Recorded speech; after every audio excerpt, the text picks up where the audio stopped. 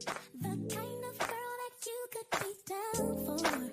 'Cause when I look at you, I feel something tell me that you're the kind of guy that I should make a move on with. And if I don't let you know, then I won't be for real. I could be wrong, but I feel like something could be going on before I see you come on.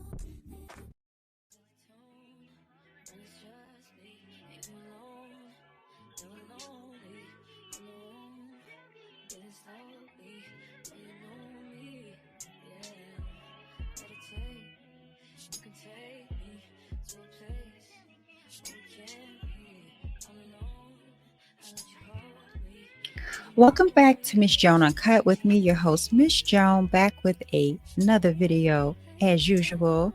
Whew, last week was a long week. I'm sure you guys understand, but I thank you for coming back with me. Thank you for all my new subscribers and my day ones. Y'all know y'all are the real one. And you know how we do over here, right? We spectate. We don't participate in the drama. Now, we will respond accordingly, but we don't participate. And you know how we do? We jump right into it, baby. As you see, I came in with a surprise upload. I sure did.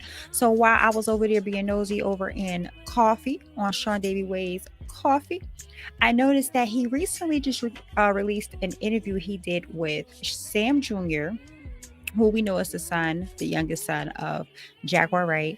And baby, this is after that infamous recording, okay? You know that recording that Jag's ex Big Sip played over on Miss Cat Medusa, baby, and had us all shaking the table. Baby, let me tell you something. When I say Sam Jr. got a newfound confidence about himself, just wait on it, okay? Please note that the link to the coffee and the interview will be down in the description box to Coffee's channel, SeanDavieWay's channel. It's his coffee. It doesn't cost much.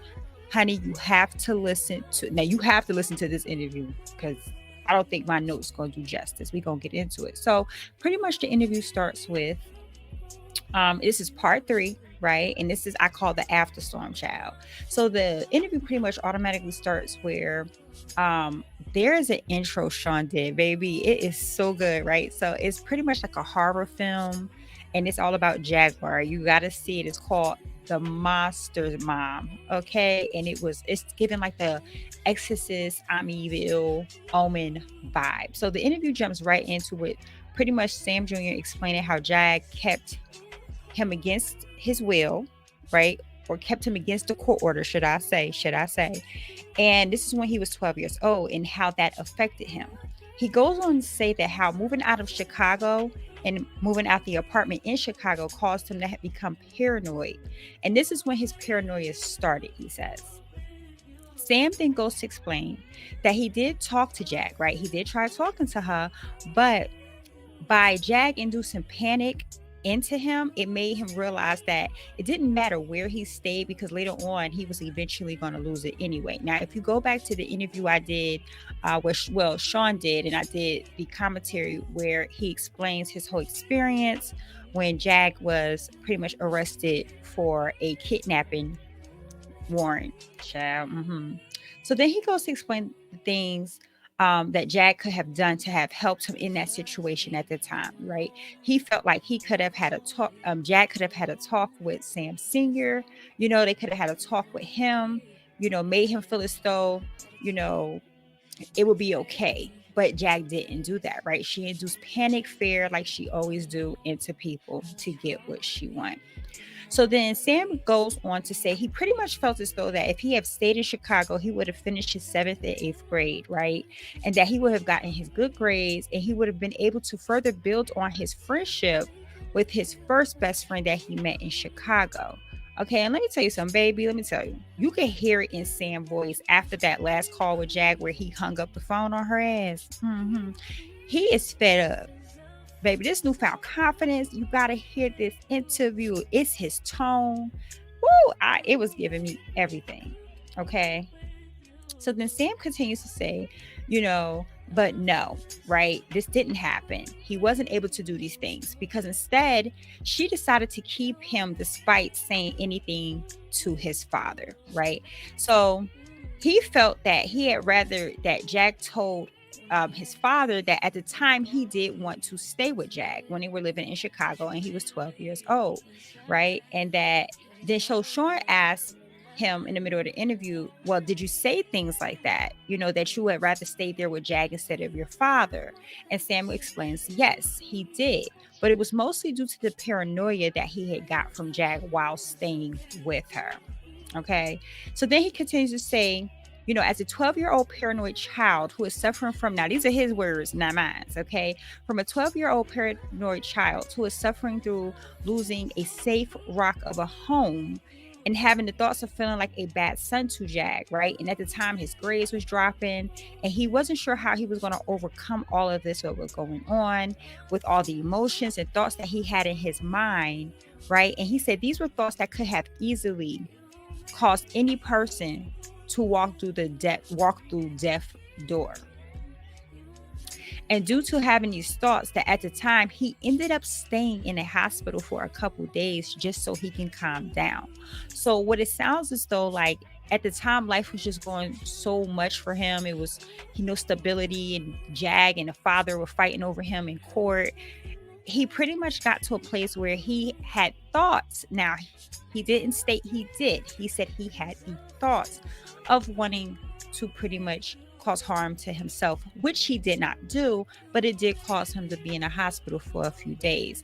This is what I'm pretty sure we all got our own stories when it comes to our parents and our parents parenting us, and maybe how we raised our children ourselves through generational trauma. But this is what happens when you have a parent who is unwell. And you see what I'm saying? Okay, we're gonna keep going. So then Sam then states, and he thanks his father, right? He said he thanks his father, and thanks to his own commitment that he was able to put down the games that he was playing at the time and double down on his work. And he was able to graduate 8th grade because his father and his commitment. Sam then goes to address the Jag. No, baby, let me tell you something. He was directly addressing Jag in this interview. So stay tuned. Okay. So then Sam pretty much goes on to say directly to Jag, Mom, if you managed to hear this, your son was feeling like he was taking a bullet for you, taking the blame for things like you being arrested, end quote. Right. Then Sam goes on to say that though Jag didn't put the blame on him directly, right, she did shift the blame to his father for calling the police, who did the right thing legally, right? It was his father, Sam Sr., who called the police. So then he said that he felt all the pain and dared Jag to tell him, right? Dared Jag to tell him that he was a lie, and dared tell him that the pain he felt in the events, that they were fabrications. Because remember, in the call, Jag was saying that, you know, trying to grill him. When did it happen? What did you have on? Who was there? Do you remember this? So she was trying to make it seem, though, because he did not remember all these small details, that it was not true. And you could tell, honey, in this call, he was pissed. Okay. So then Sam goes to explain how he's done physics, right? He knows a little about physics, and that this circumference area of a leather belt is quite wide. But though the pain would be there, it would pass, and that would be understandable. But an extension cord, right, it is surrounded by plastic. It's much harsher than a soft leather belt or a soft leather, and how it can inflict more pain onto him. This is why he was able to recall the extension cord that he allegedly said Jag did beat him with when he was a child, because he remembers the pain that came from it. Baby, child, you know what? Jag really, she ain't shit. So then he goes to explain how, you know, pretty much how the extension cord was already hard, right? And that it had that plug at the end of the cord, and that he felt like Jag could have scarred him Okay. And when I say he was expressing himself, he was expressing. This is the first time I really believe we've seen Sam where he was not disrespectful to Jag whatsoever, because I don't do disrespectful children. We don't do disrespectful children. I don't care how old you get. Even at my age, I know to be respectful to my mama. But he was speaking up for himself in a very respectful manner. And for that, I am so proud of you, Sam. Like, for real, I am. Okay, because this enough is enough. Okay, so then Sam goes on to say how he was able to remember the pain that she inflicted upon him, even though he doesn't recall the exact day. He then says he remembered how it felt on his back because he never felt any pain like that before or since then. Child, trigger warning, because I know that could be triggering. Okay, as I continue. He then says he remembered how it felt on his back because he never felt no pain like that before or since then. So then Sam goes to explain that he would have liked to have hung up the phone on good terms with Jag, but he ended up just having to hang up pretty much. He says that everything he went through in the back of his mind, right? Everything that he thought in the back of his mind, right? And the stuff that he decided to discuss with his family members was nonetheless true. So whatever he was thinking, whatever thoughts and feelings he had at the time, he ended up talking to his family members about it. And I guess whatever thoughts he was having, they confirmed. So then Sam goes to say that Jag is easily the most complex fabrication of a persona that he's ever built in his mind, and is two-faced. But then he goes on to elaborate more. It's not really her being two-faced. It's more like, it's not half and half. It's more like two holes. Child, he said two holes. With one hole drowning the other hole. This is Sam Jr.'s logic. So stick with me. But he made sense though. So he goes to explain that the one side of this hole is the kind mother who wants to bring him joys of the world. You know, someone who's willing to dig herself out of situations, someone who is loving of her sons and offer joy, right? Sam then goes to say that he still enjoys the times that he had when he was able to go to restaurants when he was in Dallas with Jag, and how he was able to paint his first picture at the time since school. And that's just the one hole. But the other hole is the one that's being drowned. And this is the hole that keeps Jag, he says, now I quote, he said, it keeps her caged up in a dark place. And the cage is left in the dead of the night. Now, I'm laughing because he left her ass in a cage in the dead of the night, child. Sam is tired, okay? What did Fannie Lou Hamer say? I'm sick and tired of being sick and tired. Baby, I laughed about 5 minutes straight when I heard that. Okay. Sam says that the vision he sees of his mom's is from many years ago. And even till recently, from the words she has spoken and the words she has chosen to say, along with her actions, whether they were privately or publicly, have shown him someone who is vindictive, his words, not mine, overpossessive, and a narcissist, his words, not mine, but I agree. And this is a person who is obsessed with hyperbolic lunacy, or in simpler terms, cultus, which stands for cult, drowning in an abyss of visions and lies, who claims to be a fighter for the truth, but she is running away from her future. In layman terms, pretty much she ain't shit. Okay, we're gonna move that along. Okay, so then Sam then states that he would like to prove these things by discussing the things that she has said to him recently, and this stuff has revealed who Jag really have become and have taken on to be the mother he loves.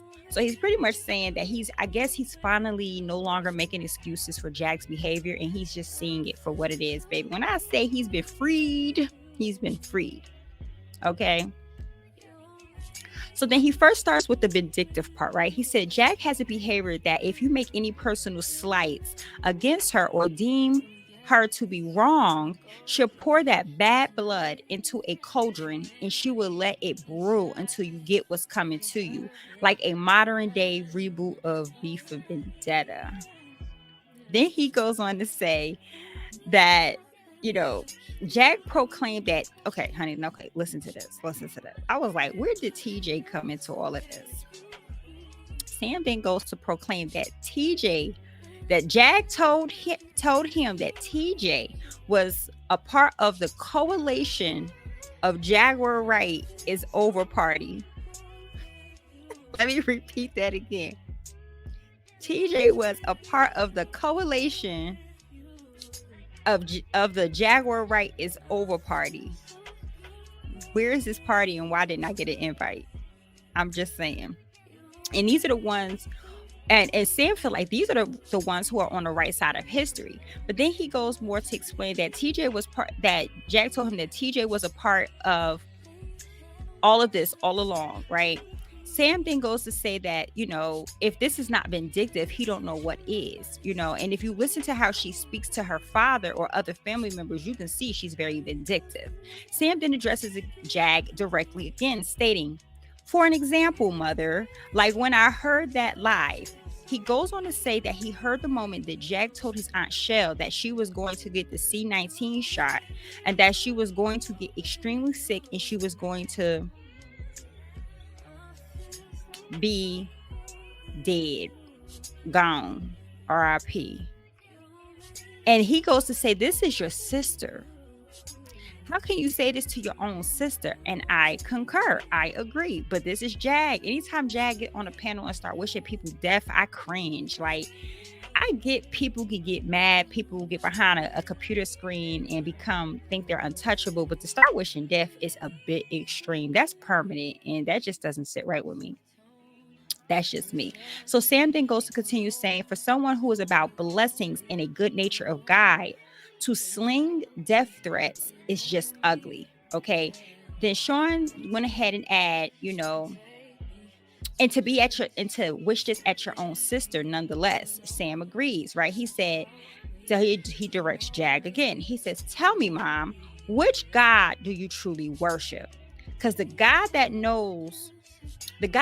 knows and the God that all his family members knows, okay, does not abide death threats slung on other people. So he pretty much saying, like, he don't know what God you serve, honey, but the guy he's serving, everyone around him know that death threats are not okay.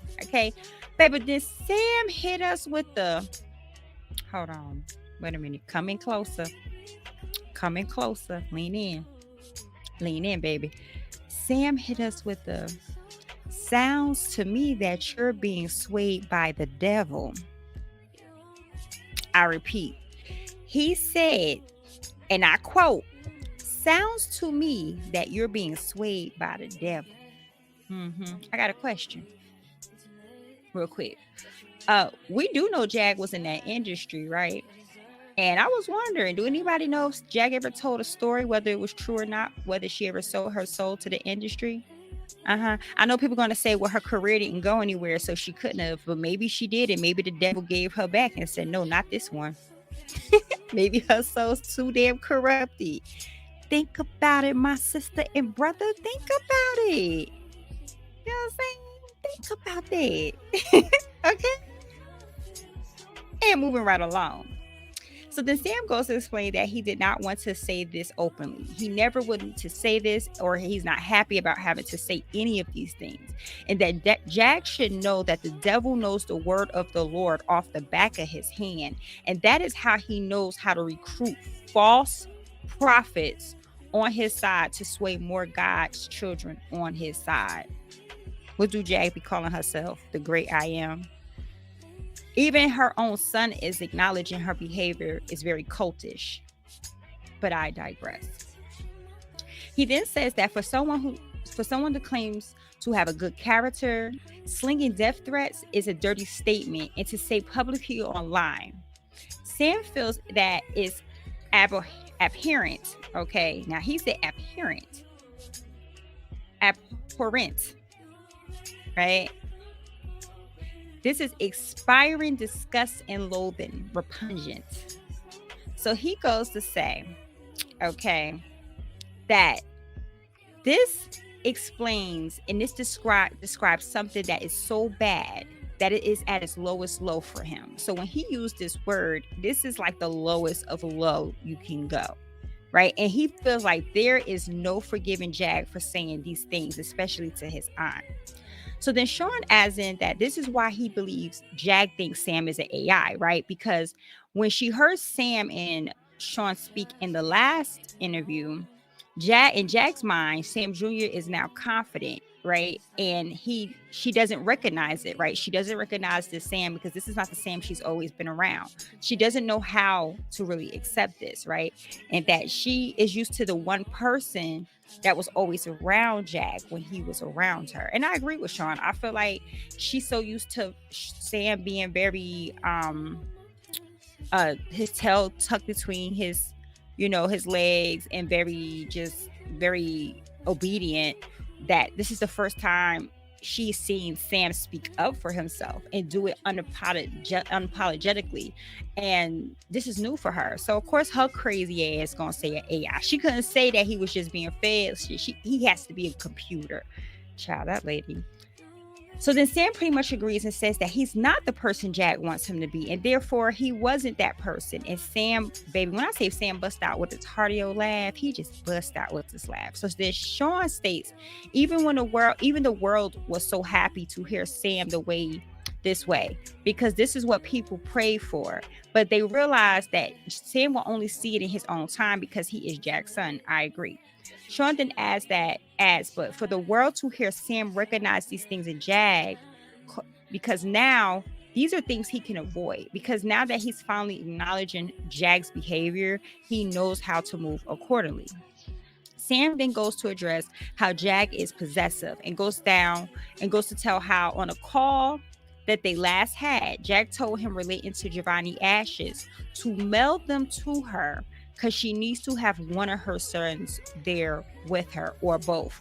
Now, I remember that part specifically because I remember how that made me feel. I was like, that's hurtful.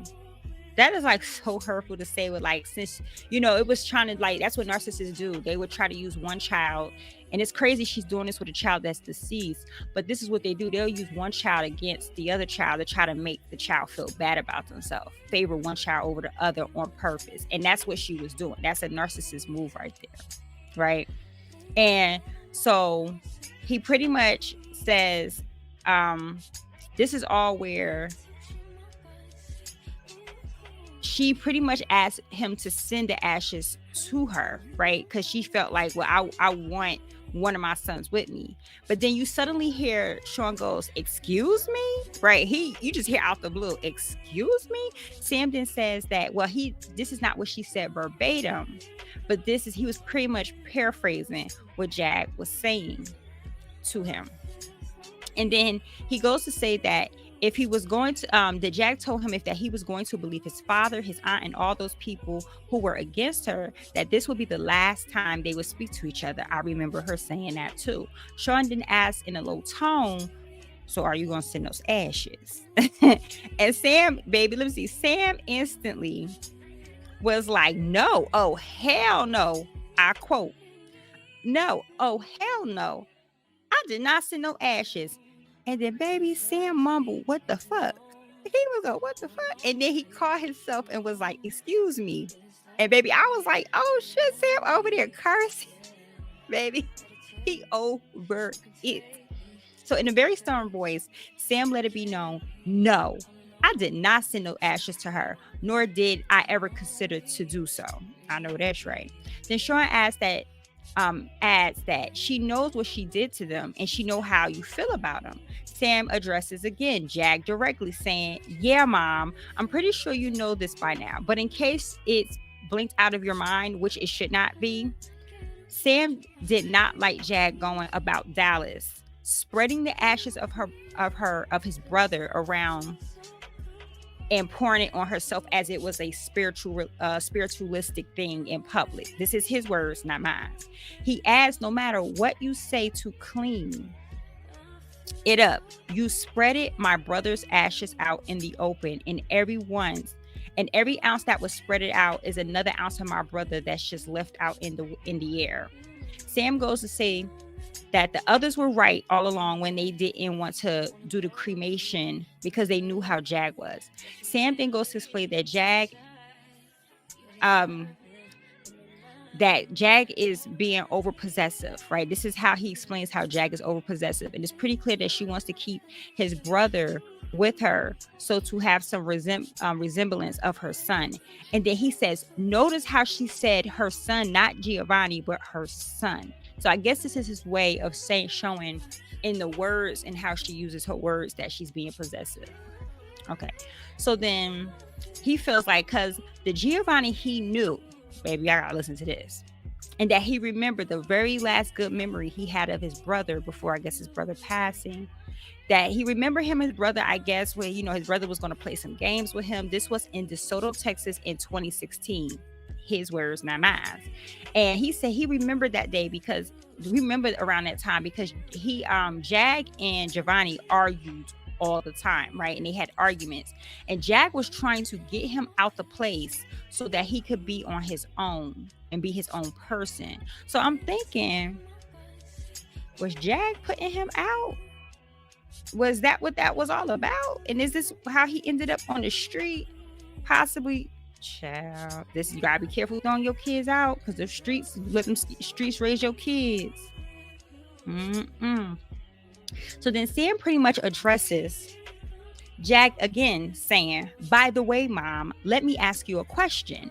If you really did love Giovanni like the way you said you did, why did you resort to calling the police to force him out the Huntington Ridge, only for you to end up getting arrested and extradited to Chicago because you had a warrant out for your arrest? So the day that she was pretty much trying to kick Giovanni out, her ass ended up going to jail for that damn warrant, that white warrant, that for kidnapping her own damn child. See how karma works? In the same damn day. So then Sean goes to ask, so the day that Jag got arrested for the kidnapping warrant, she was also calling the police to get Giovanni removed from the apartment. Sam adamantly says, yes, exactly. And that he believes that he said this also in 2023 when Jag was still with Goomba. And he believes Jag calling the police should have been the last resort. And when you resort to calling the police, things get serious too quickly and it can get blown out of proportion. So he's pretty much saying Jag didn't have to do all that, because of course Jag do way too much. So Sam again asked, if you loved your son, why did you call the police on him and try to get him to move from that apartment then? And don't say some bullshit. Now he said BS. Let me be fair. This is verbatim. I quote. He said, and don't say some BS like you do. Do you remember the exact date of when this happened? Sam let it be known he remembers the rough dates and when it happened, and it happened right before Christmas that year. Okay, baby. Then Sean, out of the blue, chimes in and go, yeah, Sam, woo. And I was like, yo, for real, like, you gotta hear his voice, babe. When I say he was giving attitude, ooh, I was like, yeah, he fed up. Jag hurt his feelings for real. So then Sam clarifies that Jag wants whatever she thinks is precious to her, right? And it's like she's a greedy dragon. Like her version of Giovanni and himself, like she wants them all to herself. Sam then goes, so then Sam starts like going in again. Then he adds, now what about the narcissistic big? Okay, he says very loudly, Sam goes, oh boy, where do I begin? He then says that he can start at the most recent one, baby. And I quote, he said, let's start at her being, her claiming of being the queen of YouTube. Baby, Sean chimed in. It was like, get into it, Sam. I hit the queen of YouTube. I said, baby, it's about to get shaped. See, So then Sam adds, correct me if I'm wrong, Sean, but he heard this from a certain someone that he loved, right? He said he wouldn't say no names, but then he says he hears his mother is on her 4th YouTube channel, okay? And that none of her channels have ever surpassed 50,000 subscribers. Sean adds in and say, you're correct. Okay. Then Sam then finishes and says directly to Jag, so mom, to put things in perspective, because I have a pretty good eye to some of the things that's going on YouTube. And I'm like, baby, I hope he didn't see that nasty X-rated photo between Jag and the homie. Ooh, child, that baby be traumatized. That is a nasty ass pic, child, with her bottom mouth like that. I'm telling you, I can't look at that picture. Not that one. And so then he said he noticed some very interesting drama on YouTube with a certain company, and that a company he will not name, and a beloved person of the YouTube community who got terminated from the company and went, and I guess Jag went to throw this person under the bus, right? But then something about they tried to take an attempt on their life. Somebody got an attempt put onto their life twice. Y'all care to tell me if you know what I'm talking about? This is my notes. This is how he said it. And he said, we can piece the rest all together. But he said, now this person has their own channel, okay? Sam goes to say that the person he's speaking about now has 500,000 subscribers, okay? And that is 5 times the amount his mother ever had gotten on any of his channels. I'm telling you, Sam was handling Jag her ish. Okay. So then he goes, and I quote, as a matter of fact, if she was the quote unquote queen of YouTube, where's the silver button? He said, where's that silver button? Baby, I had to pause it and stop for a minute and go, ooh. Ooh. That's a good question, Jaguar. That's a button, girl. Because you definitely tried to get on me about my first, getting my little 1K. But your son asked where your silver button, but I digress. Okay, so baby Sean starts laughing and said, yeah, she never had one of those. Sam responds, never. And if she ever had it, she would be bragging about it online. You can bet that. And Sam was like, you can bet that, child. And then he goes to say, having a silver play button does something to someone's ego, and how part of her being a narcissist, she has passed the blame to her father for being arrested, to his father for being arrested, and how he also kind of sees Gerald Boomba as a victim in all of this as well, right? And so then he goes, there is something that happened December of 2022, baby, and the interview ended. I'm thinking it's going to be a part 4. I hope y'all stuck that out. Y'all got to listen to it for yourself, because to put it into words was not easy. So I hope y'all enjoyed it. But y'all know how I do. Let me give my little input before I go. You can definitely tell that Sean is feeling good about himself.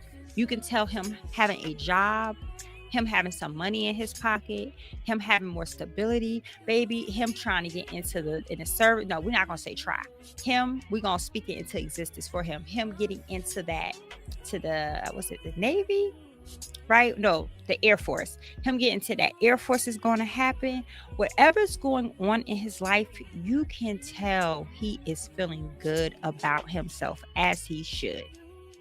And you can tell some of those things that we reacted to on that call hurt his feelings. And if you notice, anytime Jag genuinely hurt a person that cares about her feelings, they do come off a little more aggressive towards her, because Jag disposes people like a narcissist do.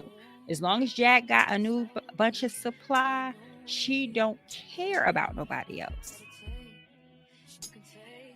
That's just my observation.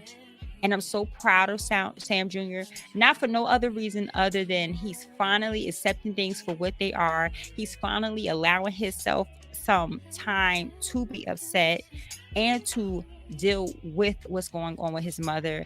And Jag, you might want to be a little bit more careful because clearly he's looking at YouTube and he's seeing the shit you're doing. Now, whether you care or not is beyond me, but just remember that, because that do come to bite you in the ass eventually, as it always does. Anywho, I want to say thank everyone for sticking through. If you stuck it to the end, you know you are a real one. You know how we do over here. I thank you so much. Don't forget to like, subscribe, comment, but don't let me know. Are y'all proud of Sam Jr.? Are y'all finally now seeing yourself and realizing yourself that finally he has seen the light? I'm nobody saying cut his mama off, but it is nice to see that he is putting himself first. He has a life to live and he should go live it. Jag is grown.